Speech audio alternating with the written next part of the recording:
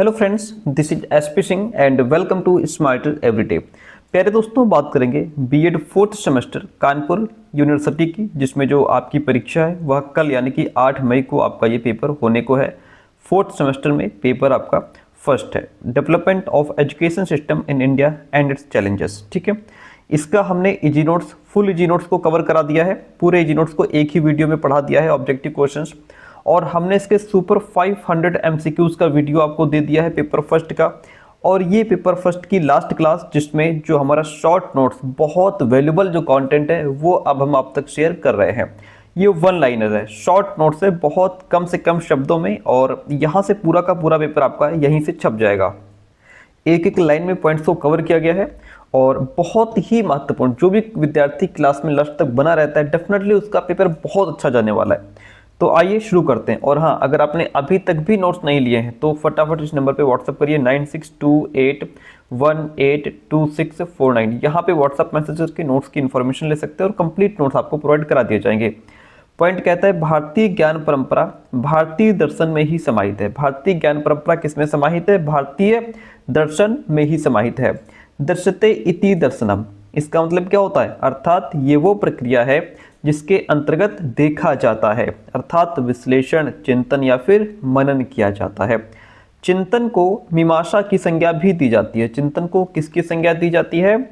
मीमांसा की संज्ञा भी दी जाती है। मीमांसा का अर्थ क्या है?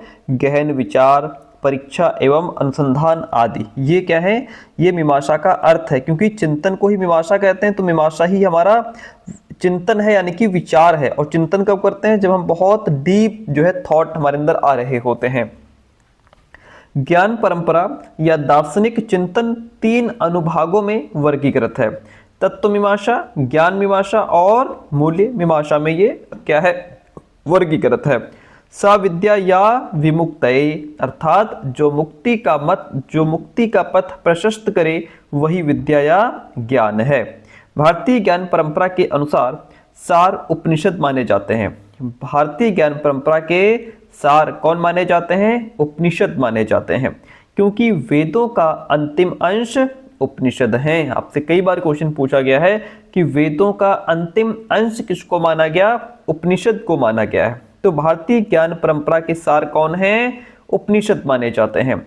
उपनिषद का अर्थ होता है ज्ञान प्राप्त करने के लिए गुरु के समीप बैठना। ज्ञान प्राप्त करने के लिए गुरु के समीप बैठना। शिक्षावल्ली का संबंध तैत्तिरीयोपनिषद से है। किससे है? शिक्षावल्ली का संबंध तैत्तिरीयोपनिषद से है। ऐसा माना गया कि ज्ञानेन मुक्ति, अर्थात ज्ञान प्राप्ति से ही मुक्ति का संभव है। ठीक है, इसको कहानी की तरह न पढ़ें, ये एक एक पॉइंट में लिखा हुआ है, इस पॉइंट को समझिए। मुक्ति का अर्थ क्या है? मुक्ति का अर्थ है व्यक्ति भौतिक सुख एवं दुख के भाव से मुक्त होकर आत्मिक आनंद को परम सुख के रूप में प्राप्त करे। वैदिक मंत्रों को 4 भागों में बांटा गया है। संहिता, ब्राह्मण, आरण्यक और उपनिषद, ये 4 भाग हैं। वैदिक मंत्रों को 4 भागों में बांटा गया है। तत्व मीमांसा में सृष्टि के मूल कारण पर विचार किया गया है। आपसे क्वेश्चन कई बार पूछा गया है कि किसके अंतर्गत सृष्टि के मूल कारण पर विचार किया गया है, तो वह है तत्व मीमांसा। तत्व मीमांसा में सृष्टि के मूल कारण पर विचार किया गया है। भारतीय परंपरा में माना गया है कि तत्व ही सत्य है। इस सत्य को खोजना ही जीवन का उद्देश्य भी है। ज्ञान मीमांसा में ज्ञान के उद्भव, स्वरूप, प्रमाणीकरण और सीमा आदि पर विचार किया जाता है। किसमें? आपसे क्वेश्चन पूछ लेगा किसके अंतर्गत? ज्ञान के उद्भव, स्वरूप, प्रमाणीकरण और सीमा आदि पर विचार किया जाता है, तो ज्ञान मीमांसा में। ठीक है, ज्ञाता, ज्ञेय एवं ज्ञान 3 अवयवों के द्वारा समग्र ज्ञान प्रक्रिया संपन्न होती है। ज्ञान मीमांसा में इन तीनों का सम्मिलित रूप ही त्रिपुटी सवित कहा जाता है। क्या कहा जाता है? त्रिपुटी सवित कहा जाता है। जड़ चेतन का विभेद करते हुए विशुद्ध चैतन्य स्वरूप आत्मा को जानना ही तत्व ज्ञान कहलाता है। भारतीय ज्ञान परंपरा में मुख्य निर्धारक है शब्द प्रमाण। क्या है? मुख्य निर्धारक क्या है? शब्द प्रमाण। वेदों या शब्द प्रमाण के आधार पर ही भारतीय ज्ञान परंपरा का वर्गीकरण 2 भागों में किया गया है। एक तो आस्तिक, ईश्वर को मानने वाला, दूसरा नास्तिक, ईश्वर को न मानने वाला। चार्वाक जैन एवं बौद्ध दर्शन को नास्तिक दर्शन की श्रेणी में रखा गया है। मूल्य मीमांसा में मूल्य, स्वरूप, प्रकार तथा उनकी तात्विक सत्ता का विवेचन किया जाता है। किसके अंतर्गत? मूल्य मीमांसा में। स्वामी विवेकानंद का स्टेटमेंट है कि मनुष्य की अंतर्निहित पूर्णता की अभिव्यक्ति ही शिक्षा है। आपको ये परिभाषा दे देगा और पूछ लेगा ये किसकी परिभाषा है, तो आपको बताना होगा।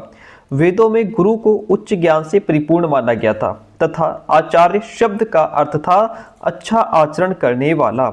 आचार्य शब्द का मतलब क्या था? अच्छा आचरण करने वाला। वैदिक काल में गुरु शिष्य का संबंध पिता पुत्र का था। कैसा था? पिता पुत्र का संबंध था। गीता में भगवान श्री कृष्ण ने गुरु शिष्य परंपरा को परंपरा प्राप्रम योग बताया है। क्या बताया है? परंपरा प्राप्रम योग बताया है भगवान श्री कृष्ण ने। किसको? गुरु शिष्य परंपरा को। किस में बताया है? गीता में बताया है। भारतीय ज्ञान प्रणाली सत्य, भद्र एवं सौंदर्य को एक शब्द में व्यक्त करती है और वह शब्द है सच्चिदानंद। ये क्वेश्चन कल भी हम लोगों ने पढ़ा था। 2025 में ये क्वेश्चन पूछा गया है आपका, यहाँ से 2025 में पूछा गया है। अब इसके बाद चैप्टर सेकंड देखिएगा। सेकंड चैप्टर कहता है 2000 ईसा पूर्व से 500 ईस्वी तक का समय वैदिक काल के नाम से जाना जाता है। वेद शब्द का जन्म विरद धातु से हुआ है। वेद शब्द का जन्म किससे हुआ है? विरद धातु से हुआ है, जिसका अर्थ है ज्ञान प्राप्त करना। वेद शब्द का शाब्दिक अर्थ है जिससे ज्ञान प्राप्त किया जाता है। वैदिक काल में शिक्षा से आशय वेदकालीन शिक्षा से है, क्योंकि वैदिक शिक्षा मूलतः वेदों पर आधारित थी। वैदिक शिक्षा किस पर आधारित थी सर? वैदिक शिक्षा वेदों पर आधारित थी। वैदिक काल में शिक्षा पर ब्राह्मणों का आधिपत्य था। किस पर? किसका? वैदिक काल में शिक्षा पर किसका आधिपत्य था? ब्राह्मणों का। अतः कुछ विद्वान वैदिक कालीन शिक्षा को ब्राह्मणीय शिक्षा तथा कुछ हिंदू शिक्षा की भी संज्ञा इसको देते हैं। डॉक्टर अल्तेकर के शब्दों में ईश्वर भक्ति तथा धार्मिकता की भावना, चरित्र निर्माण, व्यक्तित्व का विकास, नागरिक एवं सामाजिक कर्तव्यों का पालन, सामाजिक कुशलता की उन्नति और राष्ट्रीय संस्कृति का संरक्षण एवं प्रसार प्राचीन भारत में शिक्षा के मुख्य उद्देश्य और आदर्श हुआ करते थे। ये शब्द किसके हैं? डॉक्टर अल्तेकर के हैं। वैदिक काल में शरीर की अपेक्षा आत्मा को बहुत अधिक महत्व दिया जाता था, क्योंकि शरीर नश्वर है जबकि आत्मा अनश्वर है। सत्य या ब्रह्म अथवा मोक्ष की प्राप्ति जीवन का लक्ष्य हुआ करता था। समाज भी धर्म प्रधान था। समाज कैसा था? धर्म प्रधान, तथा धर्म ही ईश्वर की प्राप्ति का साधन भी था। ब्रह्मचर्य आश्रम के पश्चात गृहस्थ पालन के कर्तव्यों का ज्ञान दिया जाता था। किसके पश्चात? ब्रह्मचर्य आश्रम के पश्चात गृहस्थ पालन का ज्ञान दिया जाता था। वेदों के अनुसार शिक्षा का अर्थ ज्ञान अथवा वेदों विद्या की प्राप्ति है। विद्यार्थी को एक वेद का अध्ययन करने के लिए 12 वर्ष व्यतीत करने पड़ते थे। कितना? एक वेद का अध्ययन करने के लिए 12 साल उसको लगाने पड़ते थे। 12 वर्ष तक जो अध्ययन करता था उसे स्नातक कहते थे। 24 वर्ष तक अध्ययन करने वाला यानी कि 2 वेदों का अध्ययन करने वाला बसु कहलाता था। 36 वर्ष तक अध्ययन करने वाला मतलब 3 वेदों का अध्ययन करने वाला रुद्र कहलाता था। और 48 वर्ष तक अध्ययन करने वाला मतलब 4 वेदों का अध्ययन करने वाला आदित्य कहलाता था। क्या कहते थे? उसको आदित्य कहते थे। आपको पता है वेद हमारे कितने हैं सर? वेद 4 हैं। ऋग्वेद, यजुर्वेद, सामवेद और अथर्ववेद। धनुर्वेद यजुर्वेद का उपवेद है। जो धनुर्वेद है यह यजुर्वेद का उपवेद है। ऋग्वेद को आदि वेद के रूप में स्वीकार किया गया है, जो मुख्यतः ज्ञान कांड की व्याख्या करता है। ऋग्वेद में ऋचाओं द्वारा मनुष्य जीवन के 4 आश्रमों ब्रह्मचर्य, गृहस्थ, वानप्रस्थ और संन्यास का विस्तार से वर्णन किया गया है। किसमें? ऋग्वेद में। वैदिक काल में जीवन को 2 प्रकार की विद्या परा और अपरा में विभक्त किया गया था। परा का अर्थ ज्ञान, कर्म और उपासना द्वारा ब्रह्म सत्य जगत मिथ्या का बोध कराना था। मतलब परा का मतलब यहाँ पे आध्यात्मिक ज्ञान से था। परा विद्या में आध्यात्मिक विद्या या आध्यात्मिक ज्ञान दिया जाता था। अपरा का अर्थ था समाज, विद्या अर्थात उसके लौकिक स्वरूप से था, परंतु इनमें अधिक बल पराविद्या पर दिया जाता था। हालांकि विद्या के दो तरीके से ज्ञान दिया जाता था, पराविद्या अपराविद्या, लेकिन उसमें भी ज्यादा इंपॉर्टेंस किसको दिया गया? पराविद्या को, क्योंकि धर्म अर्थ काम और मोक्ष भारतीय जीवन के प्रमुख स्तंभ हुआ करते थे। वैदिक काल में प्रारंभिक शिक्षा की व्यवस्था परिवारों में होती थी। उत्तर वैदिक काल में विशिष्ट विद्यालयों की स्थापना की गई। कहाँ? उत्तर वैदिक काल में। इस काल में गुरुकुल प्रणाली अधिक प्रचलित थी। उत्तर वैदिक काल में गुरुकुल प्रणाली ज्यादा प्रचलित थी। गुरु को आध्यात्मिक पिता माना जाता था। चलिए, यहां से कई क्वेश्चन पूछे गए, हर साल क्वेश्चन पूछा जाता है और इस बार भी पूछा जाएगा। कहता कि उच्च शिक्षा में प्रवेश की आयु भी वर्ण के अनुसार निर्धारित थी। 8 वर्ष की आयु में ब्राह्मण बच्चों का प्रवेश होता था। जो ब्राह्मण बच्चा है 8 वर्ष का है तो उसका एडमिशन होगा। 10 वर्ष की आयु में क्षत्रिय बच्चों का एडमिशन होता था, पहले उपनयन संस्कार फिर उसका प्रवेश होता था। 12 वर्ष की आयु में वैश्य बच्चों का प्रवेश गुरुकुल में होता था। यहाँ पे बच्चे बहुत कंफ्यूज होते हैं, आंसर को गलत कर देते हैं। क्वेश्चन पूछता है कि कितने वर्ष की आयु पर क्षत्रिय बच्चों का गुरुकुल में प्रवेश होता था। अब आपको याद होगा तो आप बता पाएंगे, 8, 10, 12, 15 है ना, तो 10 वर्ष की आयु में, इस तरीके से आपको याद रखना है। और प्रवेश के समय बच्चों का उपनयन संस्कार भी होता था। तो उपनयन संस्कार हमारा वैदिक शिक्षा प्रणाली से संबंधित है। आप भूल जाते हैं उपनयन संस्कार किससे संबंधित है, समावर्तन संस्कार किससे संबंधित है, पब्जा संस्कार, उपसंपदा संस्कार, बिस्मिल्लाह रस्म, तो ये ध्यान रखिएगा। देखिए, अब इसके बाद आता है समावर्तन संस्कार। इसको समापवर्तन भी कहते हैं। यह संस्कार उस समय होता है जब छात्र अपनी शिक्षा समाप्त कर लेता है। समावर्तन का अर्थ होता है घर लौटना। यह संस्कार लगभग 25 वर्ष की आयु में होता था, जब छात्र गुरु के घर से लौटकर अपने घर वापस जाता था अपनी पढ़ाई पूरी करके। वैदिक काल में शिक्षा का प्रमुख उद्देश्य क्या था? आध्यात्मिक विकास करना। वैदिक काल में शिक्षण कार्य सामान्यतः किस प्रकार का था? मौखिक था। शिक्षण कार्य मौखिक था। उत्तर वैदिक काल में छोटे बच्चों की शिक्षा के लिए कहानी विधि और उच्च स्तर के शिष्यों के लिए तर्क विधि का विकास किया गया। उत्तर वैदिक काल में उपनिषदों की शैली के आधार पर प्रश्नोत्तर, वाद विवाद और शास्त्रार्थ विधियों का भी विकास हुआ। श्रवण, मनन व निधि ध्यान विधि जो उपनिषदकारों की देन है, इसका भी इस काल में ही विकास हुआ। वैदिक काल में अविवाहित बच्चों को ही गुरुकुलों में प्रवेश मिलता था। वैदिक काल में क्या था? जो बच्चे अविवाहित थे उन्हीं को गुरुकुलों में प्रवेश मिलता था। वैदिक काल में गुरु शिष्य के मध्य अभिभावक एवं छात्र का संबंध था। गुरु शिष्यों को पुत्र के समान और शिष्य गुरुओं को पिता के समान मानते थे। प्रारंभिक वैदिक काल में पुरुषों के समान ही स्त्रियों को भी शिक्षा प्राप्ति के अधिकार के कारण स्त्रियों को वेदों का अध्ययन करने की स्वतंत्रता थी और वे पुरुषों के साथ यज्ञ में भाग लेती थी, शास्त्रार्थ भी करती थी। परंतु उत्तर वैदिक काल में वर्णानुसार शिक्षा प्रदान करने की व्यवस्था के कारण शूद्र वर्ण की स्त्रियों को तो उच्च शिक्षा के अधिकार से वंचित ही कर दिया गया था। सामान्य परिवारों की बच्चियां भी उच्च शिक्षा प्राप्त नहीं कर पाती थी। ये कहा जा सकता है कि स्त्री शिक्षा यहाँ पे उपेक्षित रही।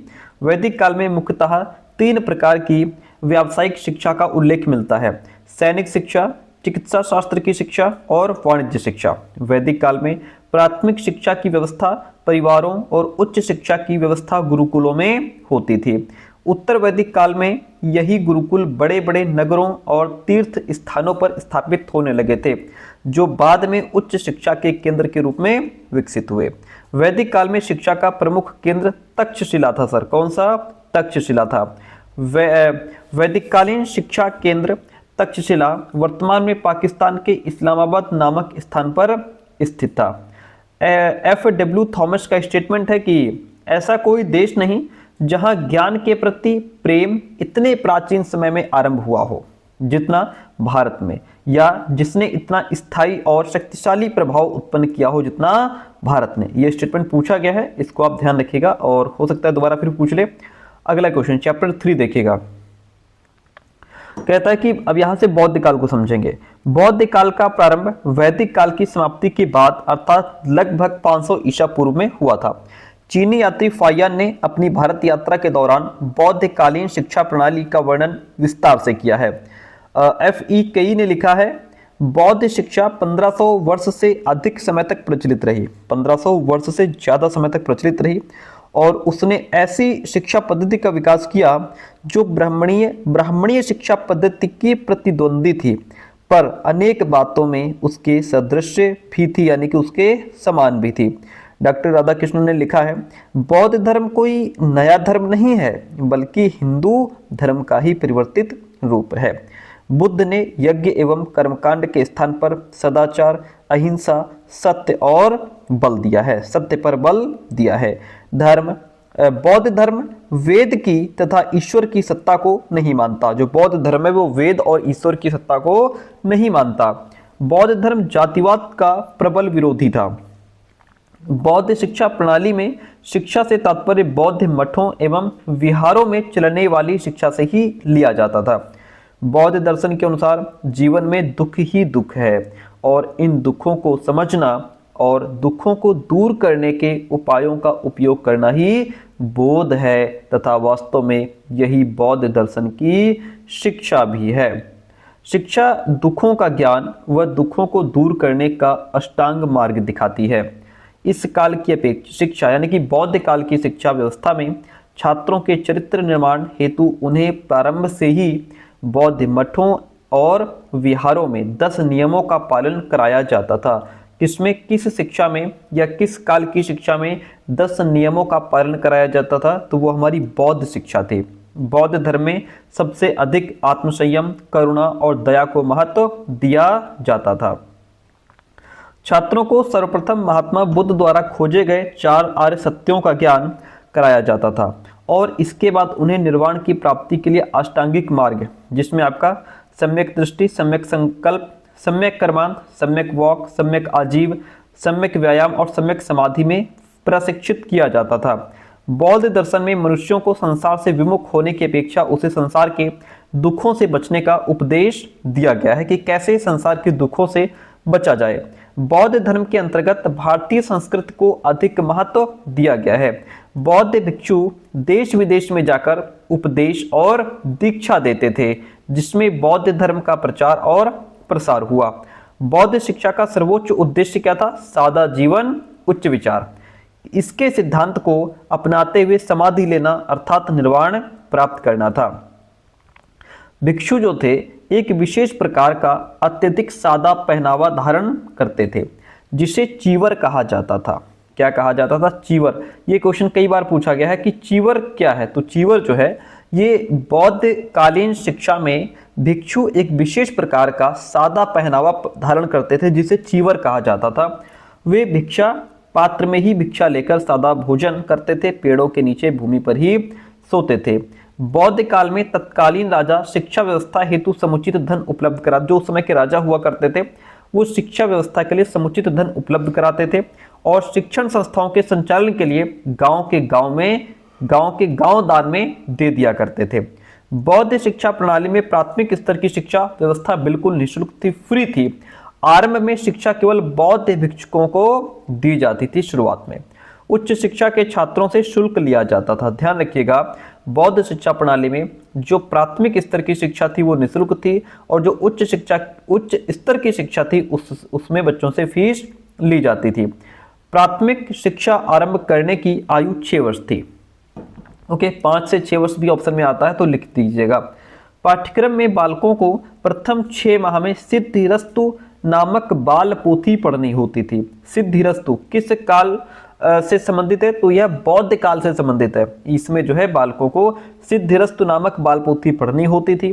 16 माह के बाद 5 विधाओं की शिक्षा दी जाती थी। कौन कौन सी विधाएं हैं?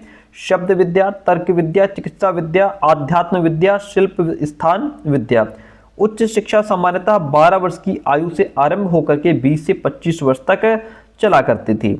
इतनी बात क्लियर है? बहुत बढ़िया। अगला क्वेश्चन देखिए, कहता है उच्च शिक्षा प्राप्त करने के बाद जो छात्र बौद्ध धर्म के प्रचार और प्रसार कार्य में लगना चाहते थे उन्हें उपसंपदा संस्कार के बाद भिक्षु शिक्षा में प्रवेश दिया जाता था। उपसंपदा संस्कार किससे संबंधित है? बौद्ध काल से संबंधित है। यह शिक्षा सामान्यतः 8 वर्ष की अवधि की थी। देखिए, इसको कह रहा कि भिक्षु शिक्षा में प्रवेश दिया जाता था और भिक्षु शिक्षा जो होती थी ये 8 वर्ष की थी, जिसे पूरा करने के बाद वो भिक्षु कहलाते थे। बौद्ध शिक्षा व्यवस्था के अंतर्गत जब कोई अपने घर से शिक्षा प्राप्ति के लिए संघ में प्रवेश लेता था तो मठ या विहार के अधिष्ठाता या शिक्षक भिक्षु यानी कि मॉन्क एज अ टीचर उसका पबजा संस्कार करते थे। तो पबजा संस्कार, उपसंपदा संस्कार दोनों बौद्धकालीन शिक्षा के संस्कार थे। इस संस्कार के दौरान शिक्षक शिष्य को 3 वचन उच्चारित करने का आदेश देते थे। कौन से 3 वचन? बुद्धम शरणम गच्छामि, धम्मम शरणम गच्छामि, संघम शरणम गच्छामि। ये 3 वचन थे। ये 3 वचन लेने के बाद गुरु अपने शिष्य को 10 नियमों से अवगत भी कराता था। ठीक है, संघ के ये 3 वचन, ये जो 3 वचन थे, 3 वचनों के बाद जिन्हें शरण त्रय भी कहा जाता है, बालक शरण त्रयी लेता था। इतनी बात क्लियर है। पबजा संस्कार के बाद बालक सामनेर कहलाता था। पबजा संस्कार के बाद अध्ययन की अवधि 12 वर्ष और उपसंपदा की अवधि 10 वर्ष थी। पबजा संस्कार 8 वर्ष की आयु में होता था। ध्यान रखिएगा, पबजा संस्कार कितने वर्ष की आयु में होता था? 8 वर्ष की आयु में। छात्रों को जनसाधारण से भिन्न परंतु कम वस्त्र पहनने का निर्देश था, यानी कि जो सामान्य लोग कपड़े पहनते हैं उनसे अलग कपड़े आपको पहनने हैं और वो भी कम वस्त्र पहनने हैं। वे सामान्यतः त्रिशिविरा नामक 3 वस्त्र धारण करते थे। बौद्ध काल में शिक्षक को बहुत उच्च स्थान प्राप्त था। बौद्ध भिक्षु ही शिक्षण का काम करते थे। इन्हें उपाध्याय कहा जाता था। क्या कहा जाता था? उपाध्याय कहा जाता था। बौद्ध काल को भारत के इतिहास का स्वर्ण काल माना जाता है। किस काल को भारत के इतिहास का स्वर्ण काल माना जाता है? बौद्ध काल को। बौद्ध धर्म के अनुसार आचरण को ही नैतिकता का प्रतीक माना जाता था। इतनी बात क्लियर है। बौद्ध शिक्षा के प्रसिद्ध विद्यालय। बौद्ध काल में शिक्षा के प्रमुख केंद्र मठ और विहार थे। कुछ मठों और विहारों ने विश्वविद्यालय के रूप में विकसित होकर के पर्याप्त ख्याति प्राप्त कर ली, जैसे आपका तक्षशिला विश्वविद्यालय हो गया। तक्षशिला विश्वविद्यालय पाकिस्तान के रावलपिंडी शहर से लगभग 35 किलोमीटर दूरी पर स्थित था। तो कई बार ऑप्शन में आपका तक्षशिला भी रावलपिंडी भी आ जाता है, पाकिस्तान भी आ जाता है, तो रावलपिंडी को टिक कीजिए, इस्लामाबाद भी आ जाता है। तो यह अनेक वर्षों तक पहले वैदिक शिक्षा का और उसके बाद बौद्ध शिक्षा का प्रसिद्ध केंद्र था तक्षशिला। यह विश्वविद्यालय संसार का सबसे पहला विश्वविद्यालय था। कौन सा? तक्षशिला विश्वविद्यालय। यह 550 ईसा पूर्व से 450 ईसा पूर्व तक के 100 वर्ष लंबे काल में बौद्ध शिक्षा का प्रमुख केंद्र रहा। 5वीं शताब्दी के मध्य में बर्बर हुणों ने इसे नष्ट कर दिया। यह संसार का सर्वप्रथम विश्वविद्यालय होने के कारण मानव जाति की एक धरोहर है। यूनेस्को ने इसे अंतर्राष्ट्रीय धरोहर माना है। नालंदा विश्वविद्यालय। यह विश्वविद्यालय वर्तमान बिहार प्रांत के पटना नगर के लगभग 75 किलोमीटर दूरी पर स्थित था। यह महात्मा बुद्ध के प्रिय शिष्य सारिपुत्रवा की जन्मभूमि थी। इस विश्वविद्यालय को 200 गांव दान में मिले थे। नालंदा विश्वविद्यालय को वेन्सांग ने लिखा है कि इस विश्वविद्यालय में प्रतिदिन 100 भाषण होते थे। इसमें 10,000 छात्र अध्ययन कर रहे थे। 1205 में कुतुबुद्दीन ऐबक ने दिल्ली की गद्दी पर बैठते ही अपने सेनापति बख्तियार खिलजी द्वारा इसे नष्ट करवा दिया। किसको? नालंदा विश्वविद्यालय को। फिर आता है आपका वल्लभी विश्वविद्यालय। वल्लभी नगर भारत के पश्चिम में वर्तमान गुजरात प्रांत के काठियावाड़ के निकट स्थित था। 4वीं शताब्दी में यह एक मैत्रक नरेशों की राजधानी थी। गुप्त काल में यहां नालंदा के प्रतिद्वंदी के रूप में वल्लभी विश्वविद्यालय की स्थापना हुई। 12वीं शताब्दी में यह विनाश को प्राप्त हो गया, वल्लभी विश्वविद्यालय। अब बात करते हैं विक्रमशिला विश्वविद्यालय की। यह विश्वविद्यालय मगध में गंगा तट पर एक पहाड़ी के ऊपर स्थित था। इसका निर्माण पाल वंश के राजा धर्मपाल ने 8वीं शताब्दी के उत्तरार्ध में कराया था। विश्वविद्यालय के 6 द्वार थे। 8वीं शताब्दी से 12वीं शताब्दी के अंत तक यह विश्वविद्यालय शिक्षा का प्रमुख केंद्र रहा है। कुतुबुद्दीन ऐबक ने गद्दी पर बैठते ही 1203 में इसे भी अपने सेनापति बख्तियार खिलजी से नष्ट करवा दिया था, विक्रमशिला विश्वविद्यालय को। अब यहाँ से चैप्टर 4 समझेंगे हम लोग। चलिए, चैप्टर 4 है हमारे यहाँ से, इसको देखते हैं। कहता है, इतिहासकारों के अनुसार 8वीं शताब्दी में ही भारत की असीमित संपत्ति से आकृष्ट होकर मुसलमानों ने इस देश पर आक्रमण शुरू कर दिए थे, परंतु ये आक्रमण महमूद गजनी के समय में अपनी चरम सीमा पर पहुंच गए, जिसने सन 1000 ईस्वी से 1026 ईस्वी तक भारत पर लगभग 17 आक्रमण किए थे। सर कितने? 17 आक्रमण किए थे। मोहम्मद गौरी को भारत का प्रथम मुस्लिम शासक माना जाता है। 12वीं शताब्दी से 18वीं शताब्दी तक भारत पर मुस्लिम शासकों का अधिकार रहा। सन 1192 में तराइन के द्वितीय युद्ध में पृथ्वीराज चौहान को हराकर मोहम्मद गौरी ने भारत में मुस्लिम शासन की स्थापना की थी। सन 1526 में बाबर के आधिपत्य के फलस्वरूप भारत में मुगल साम्राज्य का नया युग प्रारंभ हुआ, जो 300 वर्षों तक चला। कितने वर्षों तक? 300 वर्षों तक चला। इस प्रकार लगभग 550 वर्ष तक भारत पर मुसलमानों का आधिपत्य रहा। उन्होंने यहाँ एक नवीन शिक्षा प्रणाली का सूत्रपात किया, जिसे मध्यकालीन मुस्लिम शिक्षा प्रणाली कहा जा सकता है। संपूर्ण मुस्लिम काल में प्राथमिक और उच्च शिक्षा की व्यवस्था थी। उस काल में शिक्षा के केवल यही 2 स्तर थे। इन दोनों स्तरों पर शिक्षा प्रदान करने के लिए मुस्लिम शासकों और विद्या प्रेमी धनी व्यक्तियों द्वारा मकतबों और मदरसों की स्थापना की गई थी। डॉक्टर एफ.ई. कई के शब्दों में कहा गया है कि कुछ अपवादों के अलावा मुस्लिम शिक्षा जनता के उन अल्पसंख्यकों के लिए थी जो मुस्लिम धर्म को अंगीकार कर लेते थे। मुस्लिम शिक्षा का अर्थ ज्ञानार्जन करना था। इस्लाम धर्म समानता, स्वतंत्रता और बंधुत्व का धर्म है। इस्लाम का अर्थ परम शक्ति के प्रति समर्पण तथा उन नियमों का पालन करना है जो प्रकृति की रचना करते हैं। मकतब क्या है? मकतब देखिए, मकतब शब्द अरबी भाषा के कुतुब शब्द से बना है, जिसका अर्थ है उसने लिखा ही रोट। देखिए, ये कई बार पूछा जाता है और बहुत पूछा जाता है, मकतब का अर्थ क्या है, मदरसा का अर्थ क्या है, मकतब किस शब्द से बना, मदरसा किस शब्द से बना हुआ, इसका अर्थ क्या होता है, तो ये चीज आप ध्यान रखेंगे। तो मकतब शब्द अरबी भाषा के कुतुब से बना है, ठीक है। अर्थ होता है इसका लिखना। उर्दू भाषा में कुतुब शब्द किताब का बहुवचन है। इस प्रकार मकतब वो स्थान है जहां बालकों को लिखने पढ़ने की शिक्षा दी जाती है, यानी कि जो मकतब थे ये प्राथमिक शिक्षा के मुख्य केंद्र थे। इन शिक्षा संस्थाओं में केवल मुस्लिम बच्चे ही शिक्षा प्राप्त करते थे। मुस्लिम युग में बिस्मिल्लाह खानी की रस्म के बाद बालक अपनी शिक्षा प्रारंभ करता था। तो बिस्मिल्लाह खानी जो रस्म है वह मुस्लिम काल में या मुस्लिम कालीन शिक्षा की रस्म है। बालक जब 4 वर्ष 4 माह 4 दिन का हो जाता था तब यह रस्म होती थी।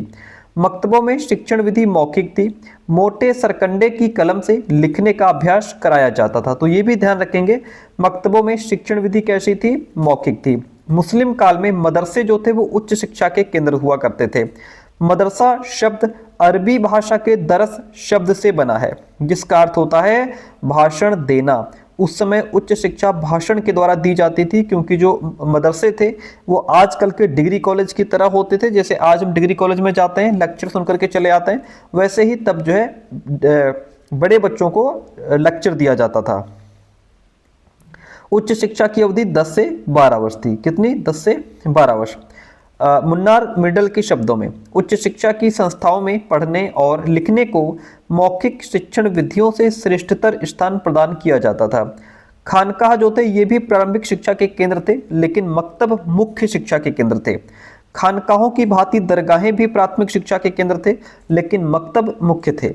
कुरान स्कूल में केवल कुरान की शिक्षा दी जाती थी। मुस्लिम शासन काल में फारसी स्कूल उच्च शिक्षा के ऐसे केंद्र थे जिनमें मुख्य रूप से फारसी भाषा और मुस्लिम संस्कृति की शिक्षा दी जाती थी। मुस्लिम शासन काल में फारसी राजभाषा थी। ये क्वेश्चन भी खूब पूछा जाता है। मुस्लिम शासन काल में कौन सी भाषा राजभाषा थी? तो फारसी भाषा राजभाषा थी। इस्लाम धर्म के अनुसार इस्लाम का प्रचार प्रसार करना प्रत्येक मुसलमान का प्रथम कर्तव्य था। डॉक्टर यूसुफ हुसैन के अनुसार मुस्लिम शिक्षा प्राप्त करने वाले व्यक्ति धर्म की पृष्ठभूमि में बोलते और विचार करते थे। मोहम्मद साहब ने ज्ञान को अमृत बताया था। क्या बताया था? अमृत। और कहा था कि ज्ञान ही निजाम अर्थात मुक्ति का साधन है। मुस्लिम धर्म के अनुयायियों के लिए मोहम्मद साहब ने कहा था, दान में धन देने की अपेक्षा अपने बच्चों को शिक्षा देना कहीं अधिक अच्छा है। छात्रों के कलम की स्याही शहीदों के खून से भी अधिक पवित्र है। ये स्टेटमेंट मोहम्मद साहब का है। मुस्लिम शासकों ने अपनी शासन व्यवस्था में मुस्लिम संस्कृति को अधिक स्थान दिया। मुस्लिम संस्कृति में पुनर्जन्म पर विश्वास नहीं किया जाता है। आगे बढ़ते हैं, चैप्टर 5 देखिए। चलिए, कहता है देखिए, भारत तथा यूरोप के बीच मध्यकाल में सीधे व्यापारिक संबंध स्थापित करने वाला व्यक्ति एक पुर्तगाली नाविक वास्को डिगामा था। वास्को डिगामा ने 17 मई 1498 ईस्वी को भारत के दक्षिणी पश्चिमी तट पर कालीकट नामक स्थान पर अपना डेरा डाला था। ठीक है, कहाँ? तो कालीकट नामक स्थान पर। लगभग 100 वर्ष तक पुर्तगालियों का भारत के साथ व्यापार पर एकाधिकार रहा। सर्वप्रथम भारत में अंग्रेजी शिक्षा एवं शासन की आधारशिला सन 1613 में रखी गई थी। कब रखी गई सर? 1613 में। मिशनरियों का मुख्य उद्देश्य भारतवासियों को अपने धर्म का अनुयायी बनाना था। मिशनरियों का मुख्य उद्देश्य क्या था? भारतवासियों को अपने धर्म का अनुयायी बना लिया जाए। मिशनरियों को भारत में आधुनिक शिक्षा का प्रवर्तक भी माना जाता है। नुरुल्लाह व नायक ने लिखा है, मिशनरियों को भारत में आधुनिक शिक्षा पद्धतियों के प्रवर्तक होने का सम्मान प्राप्त है। अंग्रेज ईसाई मिशनरियों ने कलकत्ता, बंबई व मद्रास में अनेक धर्मार्थ विद्यालय स्थापित किए थे, चैरिटी स्कूल्स जिनको कहते हैं। चेन्नई में एक एंग्लो वर्नाक्यूलर तथा संडे स्कूल भी खोला गया। 1698 ईस्वी में ब्रिटिश सरकार द्वारा ईस्ट इंडिया कंपनी को एक आज्ञा पत्र के द्वारा ईसाई पादरियों को रखने व विद्यालयों को संचालित करने की आज्ञा दे दी गई। 1731 तक अंग्रेज मिशनरियों ने बंगाल, बंबई व मद्रास में भारी मात्रा में प्राथमिक विद्यालयों की स्थापना कर डाली थी। 1757 में प्लासी का युद्ध तथा 1764 में बक्सर के युद्ध की वजह से कंपनी को बंगाल, बिहार और अवध प्रांत प्राप्त हो गए। आगे बढ़ेंगे। बंगाल के श्रीरामपुर के 3 देसाई मिशनरी कैरे, वार्ड, मार्शमैन, ये तीनों सीरमपुर त्रिमूर्ति के नाम से प्रसिद्ध थे। ये क्वेश्चन खूब पूछा जाता है कि कौन जो है सीरमपुर त्रिमूर्ति के नाम से प्रसिद्ध थे? वो थे कैरे, वार्ड, मार्शमैन। ठीक है, ये तीनों सीरमपुर त्रिमूर्ति के नाम से प्रसिद्ध थे। 1808 में इन्होंने एक पुस्तिका हिंदू और मुसलमानों के नाम निवेदन, address to Hindus and Muslims, ये किताब इन्होंने प्रकाशित की थी। कब की थी? 1808 में। किताब का नाम क्या था? हिंदू और मुसलमानों के नाम निवेदन। इसमें इन्होंने हिंदू धर्म को अज्ञान व अंधविश्वासपूर्ण तथा मुस्लिमों के धर्मगुरु मोहम्मद साहब को झूठा पैगंबर बताया था। 1813 के आज्ञा पत्र में ईसाई मिशनरियों को भारत में बिना किसी नियम, कानून व रोक के बिना आने जाने का अधिकार भी प्राप्त हो गया। ग्रांट अपने पद से अवकाश प्राप्ति के बाद इंग्लैंड लौटकर सन 1792 ईस्वी में एक पुस्तक प्रकाशित की, जिसका शीर्षक क्या था? ग्रेट ब्रिटेन के एशियाई प्रजाजनों की सामाजिक स्थिति पर विचार। इस पुस्तक में उसने हिंदुओं और मुसलमानों की अज्ञानता का वर्णन किया था। आधुनिक शिक्षा की रूपरेखा सबसे पहले चार्ल्स ग्रांट ने ही प्रस्तुत की थी। किसने? आधुनिक शिक्षा की रूपरेखा सबसे पहले किसने प्रस्तुत की थी? चार्ल्स ग्रांट ने प्रस्तुत की थी। नुरुल्लाह व नायक ने कहा है, चार्ल्स ग्रांट को कभी कभी भारत में आधुनिक शिक्षा का जन्मदाता कहा जाता है। ये बात किसने कही है? नुरुल्लाह व नायक ने कही है। देखिए, सन 1792 में चार्ल्स ग्रांट द्वारा भारतीयों को शैक्षिक व सामाजिक दुर्दशा पर एक पुस्तक ग्रेट ब्रिटेन के एशियाई नागरिकों की सामाजिक स्थिति व अवलोकन लिखी। सन 1781 में वॉरेन हेस्टिंग्स ने कलकत्ता मदरसा की स्थापना की थी। किसने? वॉरेन हेस्टिंग्स ने। किसकी स्थापना की? कलकत्ता मदरसा की। कब की? 1781 ईस्वी में।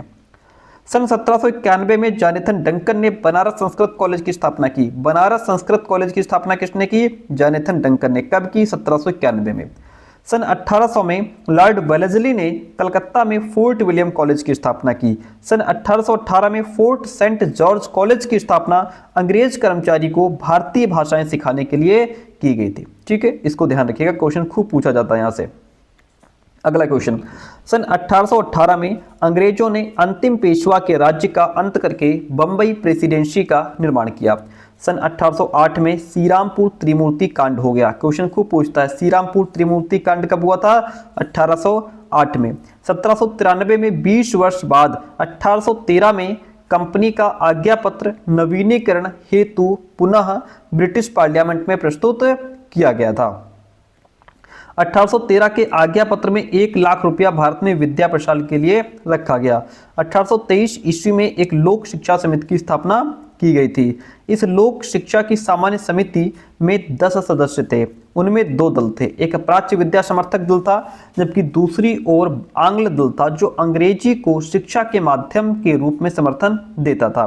1813 के आज्ञा पत्र की धारा 43 में वर्णित शब्दों साहित्य, भारतीय विद्वान, भारतीय भाषा व निवासी आदि की स्पष्ट व्याख्या नहीं की गई थी। इस राजपत्र में शैक्षिक विकास हेतु 1 लाख रुपए की धनराशि की पेशकश की गई थी। प्राच्य विद्या समर्थक दल का नेता एच.टी. प्रिंसेप था। क्वेश्चन पूछ लेगा, प्राच्य विद्या समर्थक दल का नेता कौन था? एच.टी. प्रिंसेप था। राममोहन रॉय जैसे विद्वान पाश्चात्य भाषा व शिक्षा पद्धति को भारत में प्रचलित करने के पक्षधर थे। आंग्ल प्राच्य विवाद लगभग 20 वर्ष के लंबे काल तक चला तथा 1834 में अंततः इस विवाद के अंत हेतु ब्रिटेन सरकार की ओर से लॉर्ड मैकाले भारत आया था। सन 1813 के आज्ञा पत्र के उपरांत 1833 ईस्वी में 20 वर्षों के बाद ब्रिटिश पार्लियामेंट में ईस्ट इंडिया कंपनी को नया आज्ञा पत्र जारी किया गया। शिक्षा के लिए 1813 के राजपत्र में जो राशि 1 लाख रुपए थी वो बढ़ा करके 10 लाख रुपए कर दी गई। कितनी की गई? 10 लाख रुपए कर दी गई थी। देखिए क्वेश्चन कहता है, अच्छा आपको बताते चले कि देखिए हमारा जो व्हाट्सअप चैनल है उसका लिंक डिस्क्रिप्शन बॉक्स में है, तो व्हाट्सअप चैनल को जरूर ज्वाइन कर लीजिएगा। सर चैनल ज्वाइन क्यों करें? तो इसको इसलिए ज्वाइन कीजिए क्योंकि अभी आपकी कोई भी वीडियो मिस ना हो, छूटे ना, इसलिए व्हाट्सअप चैनल ज्वाइन कर लीजिए। क्योंकि जो भी वीडियो यूट्यूब पे अपलोड होती है हम तुरंत उसका लिंक व्हाट्सअप चैनल पे फॉरवर्ड कर देते हैं कि ये वीडियो इतने बजे आने वाली है। इससे ये रहेगा कि आपकी कोई भी वीडियो छूटेगी नहीं। ठीक है, चलिए क्वेश्चन कहता है, लॉर्ड विलियम बेंटिक की सहायता के लिए लॉर्ड मैकाले 13 जून 1834 को गवर्नर जनरल की काउंसिल के कानूनी सलाहकार के रूप में भारत आया था। किसके रूप में? कानूनी सलाहकार के रूप में भारत आया था। ठीक है, यहाँ पे कई बार कानूनी, यहाँ पे ऑप्शन में कई बार सदस्य लिख देता है, विधिक सलाहकार लिख देता है, तो आप कानूनी सलाहकार हो या विधिक सलाहकार हो तभी उसको टिक करके आइएगा। ठीक है, कानूनी सदस्य हो, अगर सलाहकार ना हो तो कानूनी सदस्य को टिक करके आएंगे। ठीक है, बेंटिक ने उसे जन शिक्षा समिति का अध्यक्ष नियुक्त कर दिया। किसने मैकाले को जन शिक्षा समिति का अध्यक्ष नियुक्त किया था? बेंटिक ने किया था सर। मैकाले ने सन 1813 के आज्ञा पत्र की धारा 43 का गंभीरता से अध्ययन किया और अंततः 7 मार्च सन 1835 को अपना विवरण पत्र गवर्नर जनरल के सामने पेश किया था। मैकाले प्राच्य शिक्षा व संस्कृति का कड़ा आलोचक था। मैकाले का पूरा नाम थॉमस नैकिंगटन मैकाले था। उसने कहा था, भारत व अरब देशों का समस्त शिक्षा साहित्य यूरोपीय साहित्य की एक अलमारी के बराबर है। यानी कि भारत और अरब का पूरा साहित्य यूरोपीय साहित्य की एक अलमारी के बराबर है। यानी कि इसमें उन्होंने हमारे भारत का उपहास, मजाक उड़ाया। लॉर्ड मैकाले ने अपना विवरण पत्र विलियम बेंटिक के पास 8 फरवरी 1835 को प्रस्तुत किया। अंग्रेजी शिक्षा की प्रगति में मैकाले एक मार्गदर्शक कहलाता है। मैकाले के ही अंग्रेजी के पक्ष में दिए गए तर्कों के परिणाम स्वरूप सन 1837 में तत्कालीन गवर्नर जनरल लॉर्ड ऑकलैंड ने फारसी के स्थान पर अंग्रेजी को राजकाज की भाषा घोषित किया था। ठीक है, ऑकलैंड ने अपनी शिक्षा नीति 1839 में घोषित की। कब? 1839 में। अधोगामी निस्यंदन सिद्धांत, जो कि मैकाले की देन था, इस सिद्धांत से मतलब था कि शिक्षा का ऐसा प्रारूप निर्धारित किया जाए कि वह ऊपर से छनकर नीचे अर्थात सर्वसाधारण तक पहुंच जाए। शाब्दिक अर्थ में निस्यंदन या छनाई का अभिप्राय किसी द्रव का छन छन कर नीचे की ओर आना होता है, किंतु शिक्षा में इसका अर्थ क्या है कि समाज के उच्च वर्ग को शिक्षित कर देने से शिक्षा का प्रकाश स्वाभाविक रूप से सर्वसाधारण तक पहुंच जाएगा। इसका मतलब ये था कि मैकाले का कहना था कि जो उच्च वर्ग के लोग हैं उनको शिक्षित कर दो, निम्न वर्ग के लोग उनकी छत्र छाया में रह करके अपने आप शिक्षित हो जाएंगे। आर्थर ह्यूम ने अपनी पुस्तक भारत में शिक्षा में लिखा था कि शिक्षा जनता में ऊपर से फैलेगी, बूंद बूंद करके भारतीय जीवन में हिमालय से आवश्यक ज्ञान नीचे की ओर बहेगा और समय के साथ साथ उसका रूप उससे अधिक अच्छे और विस्तृत झरने की भांति होगा जो कि प्यासे मैदानों की सिंचाई करेगा। ये ध्यान रखिएगा, किसने? आर्थर ह्यूम ने अपनी पुस्तक में ये बात लिखी है। मैकाले प्रस्ताव का प्रमुख उद्देश्य भारत में अंग्रेजी शिक्षा को लाद देना था, जबरदस्ती लाद देना था। मैकाले ने प्राच्य संस्थाओं के लिए अपने विवरण पत्र में संस्तुति की थी कि इन्हें बंद कर दिया जाए। Governor general Lord William Bentinck अत्यंत उदार और प्रगतिशील स्वभाव का व्यक्ति था। अगला क्वेश्चन है 1844 में लॉर्ड होर्डिंग ने अंग्रेजी जानने वाले अभ्यर्थियों को नौकरी में वरीयता प्रदान की। विलियम बेंटिक ने एक सरकारी विज्ञप्ति के द्वारा भारत की भावी शिक्षा नीति की घोषणा 7 मार्च 1835 में की थी। इतनी बात क्लियर है, बहुत बढ़िया। आगे देखिएगा, अब क्वेश्चन चैप्टर नंबर 7 है हमारा, कहता है कि विलियम एडम कौन था। विलियम एडम एक समर्पित और उत्साही मिशनरी था। वह भारत में ईसाई धर्म व संस्कृति का प्रचार प्रसार करने के उद्देश्य से भारत आया था। सन 1818 में वह भारत में सीरमपुर आया। कहाँ? भारत में सीरमपुर आया था एडम। उसने बंगाल व संस्कृति का अध्ययन किया। बंगाल व संस्कृत का अध्ययन किया। कलकत्ता में वह राजा राममोहन राय से इतना अधिक प्रभावित हुआ कि वह अद्वैतवादी बन गया।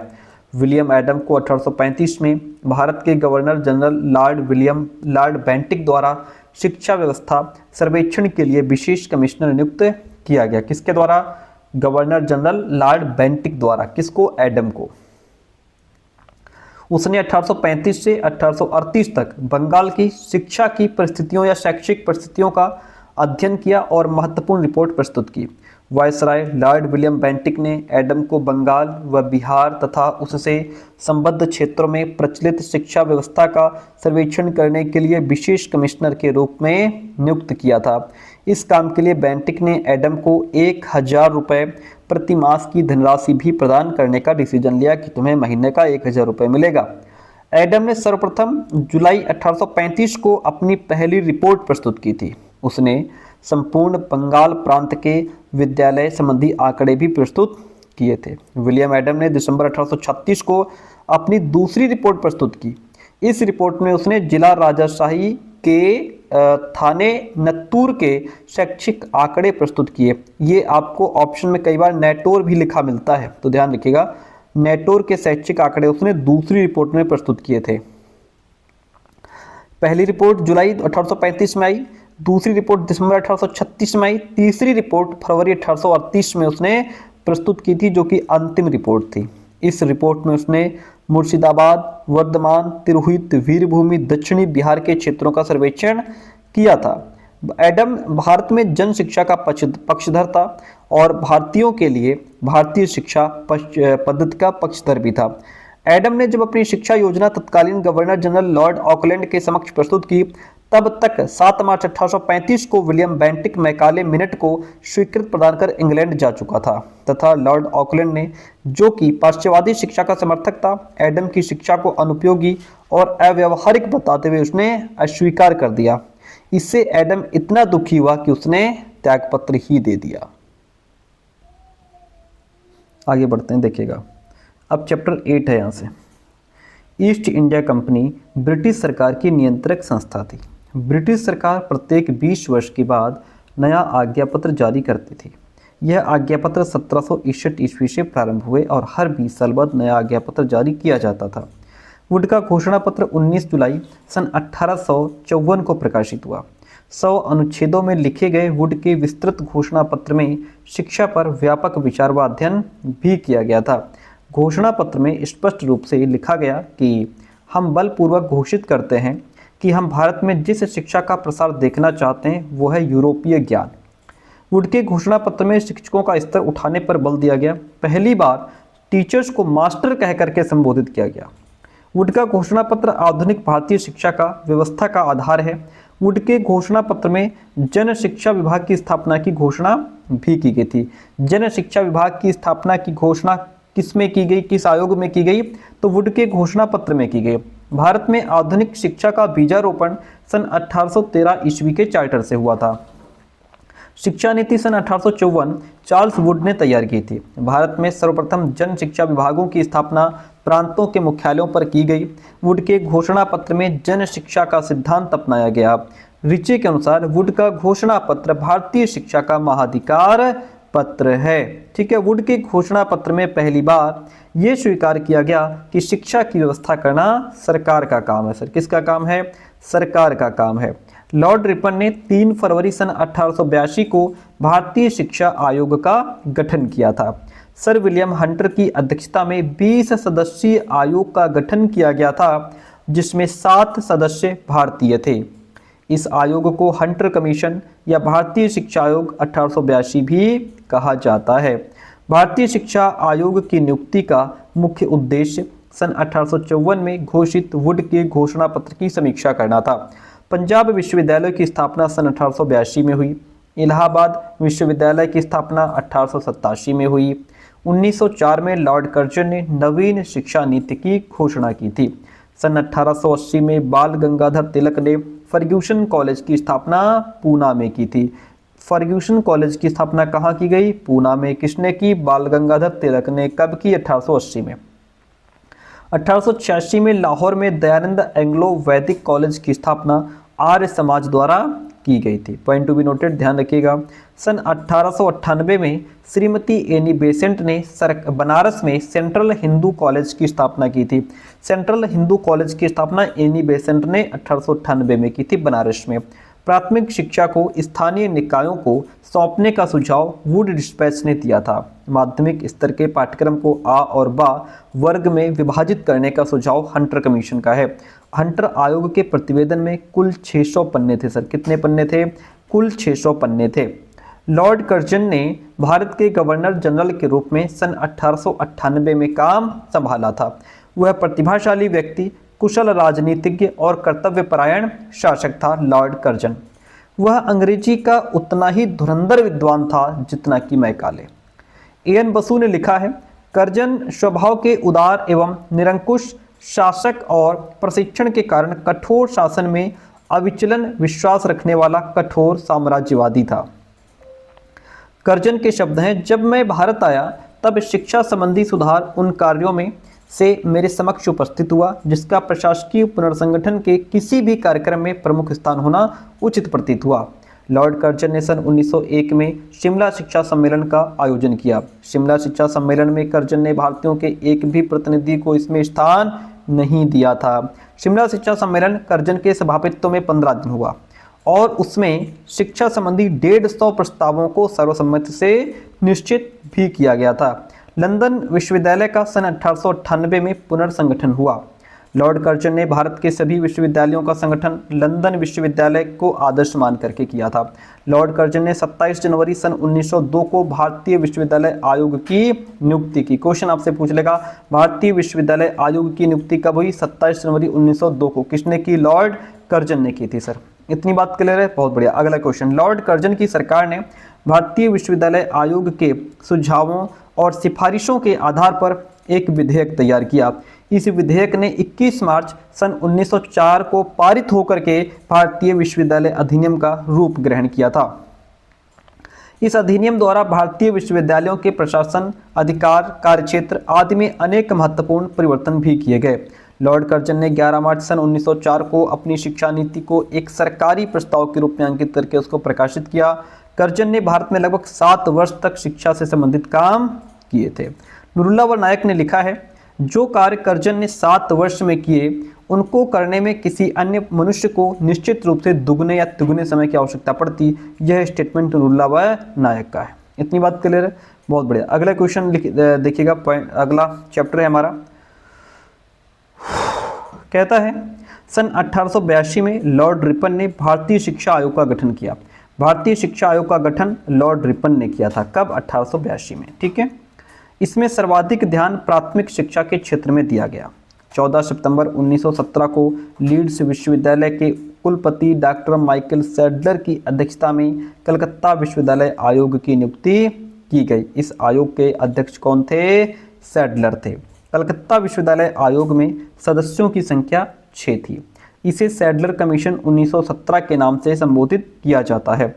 आयोग ने लगभग 1.5 वर्ष के प्रयासों के उपरांत मई सन 1919 में अपना प्रतिवेदन सरकार को प्रेषित किया, जो 17 भागों में विभक्त एक विस्तृत प्रतिवेदन था। सन 1916 में कलकत्ता विश्वविद्यालय में 2 स्नातकोत्तर विभाग भी खोले गए थे। सैडलर कमीशन के द्वारा ली कमीशन शिक्षा समिति की नियुक्ति भी हुई। आगे बढ़ेंगे। मेह्यू के शब्दों में कलकत्ता विश्वविद्यालय आयोग का प्रतिवेदन सूचना और सुझावों का एक निरंतर स्रोत है। भारतीय शिक्षा के इतिहास में इसका अपरिमित महत्व भी है। आगे बढ़े, अगला चैप्टर है आपके सामने 1935 के भारत सरकार अधिनियम गवर्नमेंट ऑफ इंडिया एक्ट 1935 के द्वारा भारत में द्वैध शासन का अंत कर दिया गया और प्रांतों में स्वय शासन लागू हो गया। इसके द्वारा प्रांतों को प्रांतीय स्वायत्तता दे दी गई और लोकप्रिय मंत्रिमंडल सन 1937 से काम करने लगे थे। इस समय राष्ट्र का नेतृत्व गांधी जी के हाथों में था। उन्होंने सन 1937 में अपने पत्र द हरिजन में लेखों की एक श्रृंखला प्रकाशित की और एक शिक्षा योजना का प्रस्ताव किया जिसे मौलिक अथवा आधार शिक्षण अथवा वर्धा योजना की संज्ञा दी गई। 31 जुलाई सन 1937 को गांधी जी की विश्व प्रसिद्ध शिक्षा का प्रकाशन हरिजन पत्रिका में हुआ। श्री मननारायण अग्रवाल इस सम्मेलन के आयोजक थे। 22-23 अक्टूबर सन 1937 को वर्धा में एक शिक्षा सम्मेलन आयोजित किया तथा इस सम्मेलन की अध्यक्षता महात्मा गांधी ने ही की थी। सन 1939 में हिंदुस्तानी तालीम संघ ने बुनियादी शिक्षा को नई तालीम के नाम से संबोधित किया। गांधी जी का कथन है, शिक्षा से मेरा अभिप्राय उस प्रक्रिया से है जो बालक और मानव के सर्वोत्कृष्ट शारीरिक मानसिक भावनात्मक गुणों को बाहर ला सके। गांधी जी बालकों को व्यावसायिक शिक्षा के माध्यम से पर्याप्त ज्ञान एवं कौशल प्रदान करने के समर्थक थे। गांधी जी के अनुसार प्राथमिक शिक्षा निःशुल्क व अनिवार्य होनी चाहिए तथा अवधि भी उसकी 7 वर्ष होनी चाहिए। शिक्षा का माध्यम मातृभाषा होना चाहिए। किसके अनुसार? गांधी जी के अनुसार। सन 1938 को हरिपुरा में कांग्रेस के वार्षिक अधिवेशन में डॉक्टर जाकिर हुसैन समिति की रिपोर्ट प्रस्तुत की गई। यही रिपोर्ट वर्धा शिक्षा योजना के नाम से प्रसिद्ध है और बुनियादी शिक्षा का आधार भी है ये। ठीक है, आगे बढ़ते हैं। गांधी जी ने कहा था, जन साधारण की अशिक्षा भारत का पाप है और कलंक है, अतः उसका अंत किया जाना भी अनिवार्य है। आचार्य कृपलानी बेसिक शिक्षा की योजना शिक्षा के क्षेत्र में गांधी जी की अंतिम मनः सृष्टि है। सन 1938 में वर्धा में विद्या मंदिर प्रशिक्षण विद्यालय स्थापित हुआ। कब? 1938 में वर्धा में विद्या मंदिर प्रशिक्षण विद्यालय स्थापित हुआ था। सन 1945 में सेवाग्राम में एक राष्ट्रीय सम्मेलन हुआ जिसमें विशेषज्ञों की एक समिति बनाई गई। समिति ने पाठ्यक्रम में सुधार का सुझाव दिया तथा जनवरी सन 1947 में दिल्ली में अखिल भारतीय शिक्षा सम्मेलन हुआ जिसमें मौलाना अबुल कलाम आज़ाद ने अनिवार्य शिक्षा की गति की तीव्र करने पर बल दिया था। 1966 में कोठारी आयोग ने बेसिक शिक्षा को समाप्त करने की संस्तुति दी थी। इतनी बात क्लियर है? बहुत बढ़िया। आगे बढ़ते हैं। चैप्टर 13 है आपके सामने, देखिएगा, बहुत इंपॉर्टेंट। केंद्रीय शिक्षा सलाहकार बोर्ड के अध्यक्ष सर जॉन सार्जेंट ने शिक्षा से संबंधित जो रिपोर्ट प्रस्तुत की उसे सार्जेंट योजना 1944 तथा युद्धोत्तर शिक्षा विकास योजना के नाम से जाना जाता है। सर जॉन सार्जेंट की अध्यक्षता में केंद्रीय शिक्षा सलाहकार बोर्ड ने तत्कालीन शिक्षा व्यवस्था का अध्ययन करके निष्कर्ष रूप में 12 खंडों में लिखित अपना प्रतिवेदन 1944 में प्रस्तुत किया जो कि 12 खंडों में विभाजित था। इस रिपोर्ट में प्राथमिक शिक्षा से लेकर उच्च शिक्षा तक प्रत्येक स्तर पर प्रतिवेदन भी प्रस्तुत किए गए थे। इसमें स्पष्ट किया गया था कि योजना को पूर्ण करने में लगभग 40 वर्ष का समय लगेगा और 313 करोड़ रुपए खर्च होंगे। पहली बार किसी शिक्षा नीति के सुझावों में पूर्व प्राथमिक स्तर को सम्मिलित किया गया था और वो थी सार्जेंट रिपोर्ट। सार्जेंट रिपोर्ट का ये सुझाव था कि 3 से 6 वर्ष के बच्चों के लिए शिशु विद्यालयों नर्सरी स्कूल की व्यवस्था की जाए। इन विद्यालयों में विशेष रूप से अत्यंत छोटे बच्चों को पढ़ाने के लिए प्रशिक्षित शिक्षिकाओं की व्यवस्था भी, वेल ट्रेन टीचर्स चाहिए इसमें, लेडी टीचर। सार्जेंट प्रतिवेदन में शिक्षा के इंटरमीडिएट स्तर को समाप्त कर उसके प्रथम वर्ष कक्षा 11 को माध्यमिक शिक्षा में जोड़ने और द्वितीय वर्ष यानी कक्षा 12 को स्नातक शिक्षा में जोड़ने का सुझाव दिया गया और इस प्रकार माध्यमिक शिक्षा को प्राथमिक तथा उच्च शिक्षा के मध्य एक कड़ी बना दिया गया। यह ब्रिटिश भारत की पहली शिक्षा योजना थी जिसे तत्कालीन भारतीय आवश्यकताओं के अनुकूल बनाया गया था। इस योजना की अनुशंसा से प्रभावित होकर सन 1945 में पॉलिटेक्निक शिक्षा कार्यालय ब्यूरो ऑफ पॉलिटेक्निक एजुकेशन की स्थापना की गई थी। इसी से प्रभावित होकर 1946 में विश्वविद्यालय अनुदान समिति की स्थापना भी की गई थी। ठीक है, इतनी बात क्लियर है। आगे बढ़ते हैं। विश्वविद्यालय शिक्षा आयोग, राधाकृष्णन आयोग की नियुक्ति 4 नवंबर 1948 को ही। राधाकृष्णन आयोग की नियुक्ति कब हुई? 4 नवंबर 1948 को, ठीक है, जिसे हम राधाकृष्णन आयोग भी कहते हैं और विश्वविद्यालय शिक्षा आयोग भी कहते हैं। आयोग की नियुक्ति का उद्देश्य स्वयं आयोग के शब्दों में क्या कहा गया कि भारतीय विश्वविद्यालयों के संबंध में रिपोर्ट प्रस्तुत करना तथा देश की तत्कालीन एवं भावी आवश्यकताओं के अनुरूप उपयुक्त उच्च शिक्षा के निर्माण एवं विस्तार के संबंध में सुझाव देना था। इन्होंने अपना उद्देश्य खुद बताया है। आयोग ने केंद्र में ग्रामीण विश्वविद्यालय और उसके वृत्ताकार स्थिति में अनेक सावासिक पूर्व स्नातक कॉलेज बनाए जाने की सिफारिश की, जिनमें से प्रत्येक कॉलेज में लगभग 300 तथा संपूर्ण विश्वविद्यालय में 2500 के करीब छात्र हों। उच्च शिक्षा के संगठन को लेकर आयोग ने जो सुझाव दिए, क्या सुझाव दिए? उच्च शिक्षा का संगठन 3 स्तरों पर किया जाए, स्नातक, स्नातकोत्तर और अनुसंधान। स्नातक पाठ्यक्रम 3 वर्ष, परास्नातक पाठ्यक्रम 2 वर्ष का हो और शोध कार्य के लिए न्यूनतम कार्यकाल भी 2 वर्ष का होना चाहिए। उच्च शिक्षा का वर्गीकरण 3 वर्गों में, देखिए, कला, विज्ञान और व्यावसायिक तथा तकनीकी शिक्षा में किया जाए। उच्च शिक्षा का वर्गीकरण 3 वर्गों में किया जाए, कला, विज्ञान और व्यावसायिक और तकनीकी शिक्षा। इन वर्गों की शिक्षा हेतु कला, विज्ञान और व्यावसायिक व तकनीकी शिक्षा के अलग अलग विभाग भी खोले जाएं। व्यावसायिक व तकनीकी शिक्षा को 6 वर्गों में विभाजित किया जाए, कृषि, वाणिज्य, इंजीनियरिंग एवं तकनीकी, चिकित्सा, कानून और शिक्षक प्रशिक्षण। कृषि, वाणिज्य, इंजीनियरिंग एवं तकनीकी, चिकित्सा और शिक्षक प्रशिक्षण के लिए स्वतंत्र संबद्ध महाविद्यालय भी खोले जाएं, ऐसा इनका सुझाव था। आयोग ने विश्वविद्यालय शिक्षा को समवर्ती सूची में रखने का भी सुझाव दिया था। सरकार ने सन 1953 में विश्वविद्यालय अनुदान समिति को विश्वविद्यालय अनुदान आयोग के रूप में बदल दिया और 1956 में इसे एक कानून द्वारा स्वतंत्र संस्था का दर्जा भी दिया। ये पहला आयोग था जिसने 3 वर्षीय स्नातक पाठ्यक्रम और सामान्य शिक्षा की अनिवार्यता पर बल दिया था। सरकार ने सन 1954 में ग्रामीण उच्च शिक्षा समिति की स्थापना की और उसे ग्रामीण शिक्षा का उत्तरदायित्व भी सौंपा था। सन 1959 में राष्ट्रीय सेवा योजना तथा 1963 में नेशनल क्रेडिट कोर एनसीसी भी प्रारंभ की थी। ठीक है, इतनी बात क्लियर है, बहुत बढ़िया। देखिए अगला मुदालियर शिक्षा आयोग, मुदालियर कमीशन 1952-53 की बात करेंगे।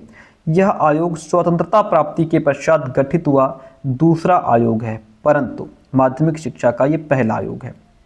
यद्यपि स्वतंत्रता के पूर्व भी सन 1882 में माध्यमिक शिक्षा के विषय में हंटर आयोग का गठन किया गया, जिसने माध्यमिक शिक्षा में सुधार के लिए महत्वपूर्ण सुझाव दिए थे कि कैसे उसमें इम्प्रूवमेंट कर सकते हैं। सन 1919 में सैडलर शिक्षा आयोग का गठन किया गया, जिसका काम माध्यमिक शिक्षा के प्रारूप में परिवर्तन लाना था। भारत सरकार ने 23 सितंबर सन 1952 को मद्रास विश्वविद्यालय के कुलपति डॉक्टर लक्ष्मण स्वामी मुदालियर की अध्यक्षता में माध्यमिक शिक्षा आयोग का गठन किया। माध्यमिक शिक्षा आयोग का गठन कब हुआ? 23 सितंबर 1952 को। यह क्वेश्चन पूछ लेगा, मुदालियर आयोग का गठन कब हुआ? 23 सितंबर 1952 को। इसके अध्यक्ष कौन थे? लक्ष्मण स्वामी मुदालियर थे और अध्यक्ष के नाम पर ही इसे मुदालियर कमीशन भी कहते हैं। आयोग ने 28 अगस्त 1953 को 15 अध्यायों में विभक्त 244 पन्नों की रिपोर्ट सरकार के समक्ष प्रस्तुत की थी।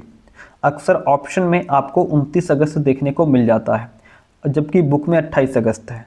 तो अगर 28 अगस्त मिल जाए तो उसको टिक करिएगा, 28 ना हो तब 29 की तरफ चलिएगा। भारत सरकार से आयोग का गठन करने के लिए केंद्रीय शिक्षा सलाहकार बोर्ड ने आग्रह किया। आयोग के गठन का मुख्य उद्देश्य माध्यमिक शिक्षा की समस्याओं का अध्ययन करना था। माध्यमिक शिक्षा की अवधि 7 वर्ष की होनी चाहिए और इसका प्रारंभ प्राथमिक शिक्षा यानी जूनियर बेसिक की कक्षा 5 उत्तीर्ण करने के बाद होना चाहिए, अर्थात यह शिक्षा 11 से 17 वर्ष तक की आयु के छात्र छात्राओं को दी जानी चाहिए। माध्यमिक शिक्षा की यह अवधि 2 भागों में विभाजित की जानी चाहिए, 3 वर्ष तक जूनियर शिक्षा और दूसरा 4 वर्ष तक उच्चतर माध्यमिक शिक्षा। इतनी बात क्लियर है? ठीक है। कक्षा 11 व 12 वाली वर्तमान इंटरमीडिएट कक्षा के स्वरूप को बदलकर 11वीं कक्षा को हाई स्कूल तथा 12वीं कक्षा को विश्वविद्यालय से संबद्ध कर दिया जाना चाहिए। कक्षा 11 तक उत्तीर्ण छात्रों को विभिन्न व्यावसायिक व प्राविधिक संस्थानों में प्रवेश की अनुमति दी जानी चाहिए। उच्च एवं उच्चतर माध्यमिक स्तर के सभी विद्यालयों में एनसीसी फर्स्ट एड, स्काउटिंग और जूनियर रेड क्रॉस की व्यवस्था भी की जानी चाहिए। भारत सरकार ने 1955 में अखिल भारतीय माध्यमिक शिक्षा परिषद का गठन किया था। अखिल भारतीय माध्यमिक शिक्षा परिषद का गठन 1955 में हुआ। आयोग ने मातृभाषा को माध्यमिक शिक्षा का माध्यम बनाया, जिससे माध्यमिक शिक्षा का प्रसार भी हुआ। बढ़ते हैं आगे। देखिए क्वेश्चन कहता है, चैप्टर हमारा 16 है, कहता है शिक्षा आयोग अथवा कोठारी आयोग की इसमें हम बात करेंगे। देखिए भारत सरकार ने उच्च शिक्षा के पुनर्गठन के लिए सर्वप्रथम सन 1948 में विश्वविद्यालय शिक्षा आयोग का गठन किया। उसके बाद सन 1952 में माध्यमिक शिक्षा के पुनर्गठन हेतु माध्यमिक शिक्षा आयोग गठित किया गया। 14 जुलाई सन 1964 को डॉक्टर दौलत सिंह कोठारी या DS कोठारी, जो विश्वविद्यालय अनुदान आयोग के तत्कालीन अध्यक्ष थे, उनकी अध्यक्षता में 17 सदस्यीय राष्ट्रीय शिक्षा आयोग का गठन किया गया। आपसे क्वेश्चन पूछ लेगा कि विश्वविद्यालय अनुदान आयोग के अध्यक्ष थे कौन? डॉक्टर दौलत सिंह कोठारी। तो क्वेश्चन पूछ लेगा कि कोठारी आयोग का गठन कब हुआ? इसका गठन हुआ था 14 जुलाई 1964 को। ठीक है, कितने सदस्य थे? 17 सदस्य थे। इसको राष्ट्रीय शिक्षा आयोग भी कहा जाता है। ठीक है, आगे बढ़ते हैं। देखिए इसके व्यापक उद्देश्य, स्वरूप और महत्व के आधार पर इसे शिक्षा आयोग 1964-66 के नाम से जाना जाता है। इस आयोग को इसके अध्यक्ष के नाम पर डॉक्टर दौलत सिंह कोठारी आयोग भी कहा जाता है। आयोग में कुल 17 सदस्य थे, जिनमें 11 भारतीय और 6 विदेशी शिक्षा विशेषज्ञ भी सम्मिलित थे। ठीक है, आगे बढ़ते हैं। आयोग ने शिक्षा को राष्ट्र के विकास का मूल आधार मानते हुए राष्ट्र के परिप्रेक्ष्य में शिक्षा के 5 उद्देश्य, लक्ष्य अथवा कार्य निश्चित किए और इन्हें पंचमुखी कार्यक्रम की संज्ञा दी है। आयोग के गठन का सर्वप्रमुख उद्देश्य शिक्षा द्वारा उत्पादन में वृद्धि करना था। इस आयोग ने भारत सरकार को राष्ट्रीय शिक्षा के प्रारूप को विकसित करने का सुझाव भी दिया। आयोग ने अपने कार्यक्षेत्र की व्यापकता को ध्यान में रखते हुए 13 कार्यदलों व 7 कार्य समितियों का संगठन किया, जिन्होंने 21 माह तक शिक्षा के सभी क्षेत्रों के संबंध में सभी प्रकार की सूचनाएं संग्रहित की थी। ठीक है, कोठारी आयोग ने 29 जून सन 1966 को अपना प्रतिवेदन शिक्षा एवं राष्ट्रीय प्रगति सरकार को भेजा था। कब भेजा था सर? 29 जून 1966 को अपना प्रतिवेदन सरकार को भेजा।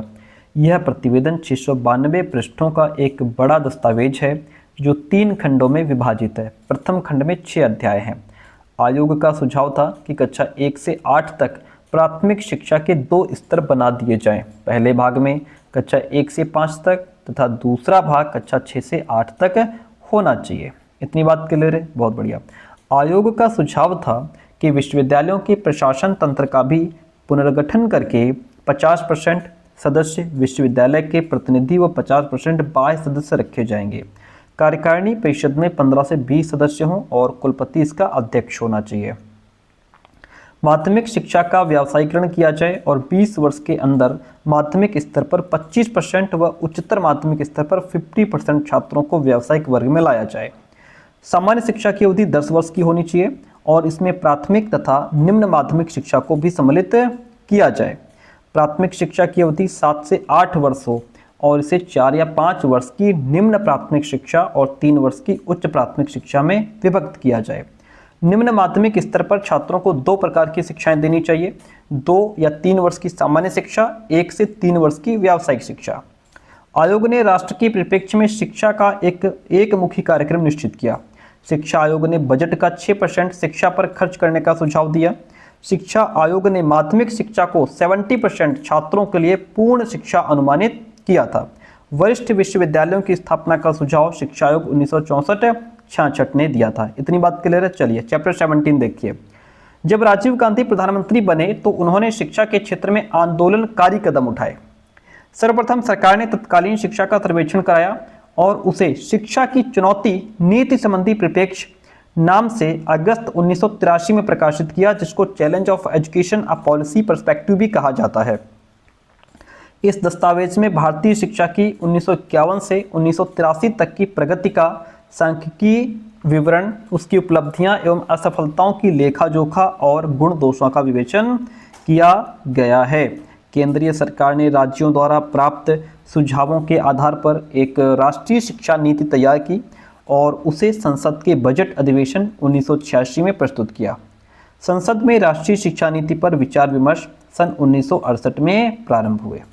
संसद में पास होने के बाद इसको मई 1986 में प्रकाशित किया गया। ये भारत की पहली शिक्षा नीति है जिसमें नीति के साथ उसके क्रियान्वयन की पूर्ण योजना भी प्रस्तुत की गई है तथा उन्हें प्राप्त करने के लिए पर्याप्त संसाधन भी जुटाए गए हैं। राष्ट्रीय शिक्षा नीति 1986 का दस्तावेज 12 भागों में विभाजित है। क्वेश्चन पूछता है राष्ट्रीय शिक्षा नीति 1986 का दस्तावेज कितने भागों में विभाजित है? 12 भागों में विभाजित है सर। नवोदय विद्यालय की स्थापना पूर्व प्रधानमंत्री स्वर्गीय राजीव गांधी द्वारा नई शिक्षा नीति के तहत 1986 से प्रारंभ किए गए। नवंबर 2000 में भारत सरकार ने सर्व शिक्षा अभियान को प्रारंभ किया था। राष्ट्रीय शिक्षा नीति 1986 घोषित हो जाने के बाद 1987-88 में भारत सरकार द्वारा प्राथमिक शिक्षा को अनिवार्य तथा निःशुल्क बनाने के लिए ऑपरेशन ब्लैकबोर्ड नाम से एक नवीन योजना भी प्रारंभ की गई। सन 1979 में ब्रिटेन में सबसे पहले मुक्त विश्वविद्यालय की स्थापना की। क्वेश्चन पूछ लेगा सबसे पहले मुक्त विश्वविद्यालय की स्थापना कहाँ हुई? ब्रिटेन में। कब हुई? 1979 में हुई। भारत में प्रथम खुले विश्वविद्यालय की स्थापना सन 1982 में आंध्र प्रदेश में की गई। 1985 में इंदिरा गांधी राष्ट्रीय मुक्त विश्वविद्यालय की स्थापना की गई। क्वेश्चन पूछता है खूब, इंदिरा गांधी राष्ट्रीय मुक्त विश्वविद्यालय की स्थापना 1985 में की गई। भारत में अब तक 10 मुक्त विश्वविद्यालय खोले जा चुके हैं। 1990 में भारत सरकार द्वारा राष्ट्रीय शिक्षा नीति में सुधार के लिए आचार्य राममूर्ति की अध्यक्षता में राममूर्ति समिति का गठन भी किया गया था सर। भारत सरकार ने 1992 में राष्ट्रीय शिक्षा नीति 1986 में संशोधन करने के साथ साथ उसकी कार्य योजना में भी कुछ संशोधन किए और उसे कार्य योजना 1992 के नाम से प्रकाशित किया गया। कार्य योजना 1986 पूरे 24 भागों में विभाजित थी। कार्य योजना 1992 को 23 भागों में विभाजित किया गया है। शिक्षा में जवाबदेही की संकल्पना सर्वप्रथम राष्ट्रीय शिक्षा नीति 1986 में प्रस्तुत की गई। राष्ट्रीय शिक्षा नीति द्वारा पूरे देश में 10+2+3 शैक्षिक ढांचे को अपनाने का सुझाव भी दिया गया। नई राष्ट्रीय शिक्षा नीति 1986 के अंतर्गत प्रारंभिक शिक्षा को अनिवार्य तथा निःशुल्क बनाने के लिए ऑपरेशन ब्लैकबोर्ड योजना निर्मित की गई थी। प्रारंभ में ब्लैकबोर्ड योजना प्राथमिक स्तर के विद्यालयों में सुधार के लिए बनाई गई। ब्लैकबोर्ड योजना को उच्च प्राथमिक स्तर पर 1992 में लागू किया गया। एक एक पॉइंट को बहुत डीप में याद रखिएगा सर। चलिए अब हम लोग लास्ट स्टेज पे हैं। पॉइंट कहता है बहुत वैल्यूबल कंटेंट आपने पढ़ा है, बहुत ही इंपॉर्टेंट चीज़ें आपने पढ़ी हैं, इससे बाहर पेपर नहीं जाएगा।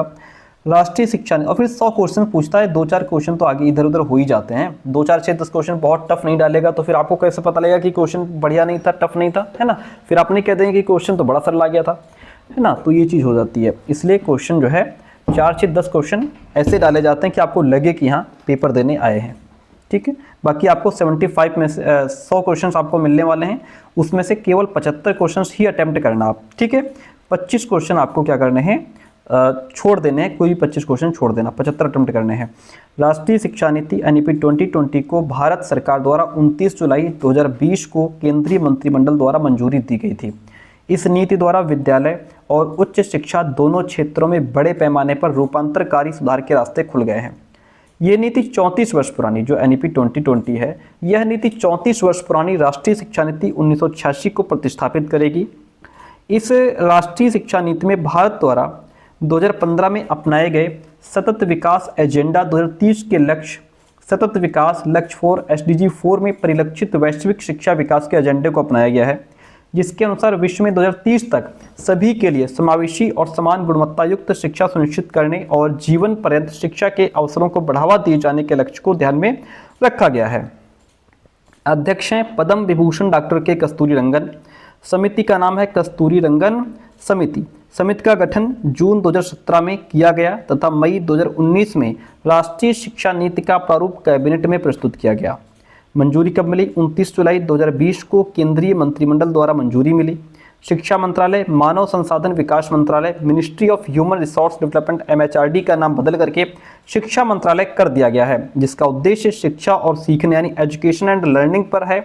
लर्निंग पर पुनः अधिक ध्यान आकर्षित करना है। ओके, राष्ट्रीय शिक्षा नीति 2020 के तहत वर्ष 2030 तक सकल नामांकन अनुपात GER को 100% लाने का लक्ष्य रखा गया है। इतनी बात क्लियर है, बहुत बढ़िया। केंद्र और राज्य सरकार के सहयोग से शिक्षा के क्षेत्र पर जीडीपी के 6% हिस्से के सार्वजनिक व्यय का लक्ष्य रखा गया है। भारत सरकार नया राष्ट्रीय पाठ्यक्रम फ्रेमवर्क तैयार करेगी जिसमें ECCE स्कूल टीचर प्रौढ़ शिक्षा को भी जोड़ा जाना है। राष्ट्रीय परीक्षा एजेंसी द्वारा उच्च शिक्षा संस्थानों में प्रवेश के लिए कॉमन एंट्रेंस एग्जाम का ऑफर होगा। ई लर्निंग पर जोर देकर पाठ्यपुस्तकों पर निर्भरता को कम किया जाना है। यह नीति स्वतंत्र भारत की तीसरी शिक्षा नीति है जिसमें बुनियादी तौर पर परिवर्तन किए गए हैं। वर्तमान शिक्षा नीति में 10+2 को बदलकर 5334 के पैटर्न को अपनाते हुए स्कूली शिक्षा को 15 साल कर दिया गया है। आगे बढ़ेंगे। अब देखिए जो 5334 का पैटर्न दिया गया है उसमें क्या है। पहली हमारी फाउंडेशनल स्टेज होती है। फाउंडेशन स्टेज को 3 से 8 साल तक के बच्चों के लिए तैयार किया गया है। जो बच्चे 3 से 8 साल तक के होते हैं उनके लिए फाउंडेशन स्टेज को तैयार किया गया है, जिसमें 3 साल की प्री स्कूल शिक्षा और 2 साल की स्कूली शिक्षा और कक्षा 1-2 इसमें शामिल है। 3 साल की प्री स्कूल हो गए, 2 साल की स्कूली शिक्षा 5 हो गया, फिर कक्षा 1 हो गया, फिर कक्षा 2 हो गया। 3 2 5 6 2 8, ठीक है। 3 से 8 साल का बच्चा इसमें होता है। फिर प्रिपरेटरी स्टेज, प्रिपरेटरी स्टेज में 8 साल से 11 साल तक के बच्चों को शिक्षा प्रदान की जाएगी, जिसमें कक्षा 3 से 5 तक के बच्चों को शामिल किया जाएगा। मिडिल स्टेज, इसमें कक्षा 6 से 8 तक के बच्चों को शामिल किया जाएगा। सेकेंडरी स्टेज, सेकेंडरी स्टेज में कक्षा 9 से 12 तक की कक्षा के बच्चों को शामिल किया जाएगा। तो ये है आपका वो 533 पैटर्न। अभी तक भारत में डीम्ड राज्य सेंट्रल विश्वविद्यालय के लिए अलग अलग नियम थे, अब सभी के लिए एक समान नियम लागू होंगे। राष्ट्रीय शिक्षा नीति 2020 के तहत 3 साल से 18 साल तक के बच्चों को शिक्षा का अधिकार कानून 2009 के अंतर्गत रखा गया है। इससे पूर्व 6 से 14 वर्ष तक के आयु के बच्चों को मुफ्त एवं अनिवार्य शिक्षा का प्रावधान रखा गया था। उच्च शिक्षण संस्थानों में सकल नामांकन अनुपात ग्रॉस एनरोलमेंट रेशियो को 26.3% वर्ष 2018 से बढ़ाकर वर्ष 2035 तक 50% तक करने का लक्ष्य रखा गया है। इसके साथ ही देश के उच्च शिक्षण संस्थानों में 3.5 करोड़ नई सीटों को जोड़ा जाएगा। तो प्यारे दोस्तों, ये थी आज की हमारी बहुत ही वैल्यूबल क्लास। और आपको बताते चलें कि यदि अभी तक आपने हमारे नोट्स नहीं लिए हैं तो उसके लिए आप हमें इस नंबर पे व्हाट्सअप करिए। आपने हमारा व्हाट्सअप चैनल ज्वाइन नहीं किया है तो उसका लिंक डिस्क्रिप्शन बॉक्स में मिल जाएगा। व्हाट्सअप चैनल को जरूर ज्वाइन कर लीजिएगा, उससे ये रहेगा कि आपकी कोई भी क्लास मिस नहीं होगी। जो भी वीडियोस यूट्यूब पे अपलोड होते हैं सारे तुरंत लिंक वहाँ पे फॉरवर्ड कर दिया जाता है, ठीक है। तो क्लास कैसे रही कमेंट करके जरूर बताइए। And thank you so much, मिलते हैं बहुत जल्दी नेक्स्ट क्लास में।